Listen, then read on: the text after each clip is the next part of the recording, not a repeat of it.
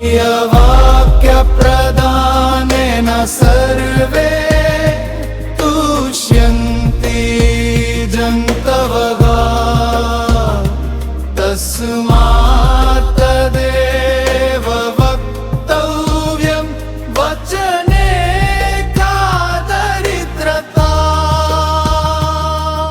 प्रिय वाक्य प्रदानेन सर्वे तुष्यन्ति जन्तवः ತಸ್ಮಾತ್ ತದೇವ ವಕ್ತವ್ಯಂ ವಚನೆ ಕಾ ದರಿದ್ರತಾ. ಮಾತಾಡೋ ಶಕ್ತಿ ದೇವರು ಮನುಷ್ಯರಿಗೆ ಕೊಟ್ಟಿದ್ದಾರೆ. ಇಂತಹ ಅಪೂರ್ವ ಅವಕಾಶ ಬೇರೆ ಇನ್ಯಾವ ಜೀವಿಗಳಿಗೂ ಇಲ್ಲ. ಇಂತಹ ದೈವದತ್ತವಾದ ಅವಕಾಶ ನಮ್ಗೆ ಸಿಕ್ಕಿದೆ ಅನ್ನೋದು ಒಂದು ನಾವು ಸಂತೋಷ ಪಡುವಂತಹ ವಿಷಯವೇ ಹೌದು.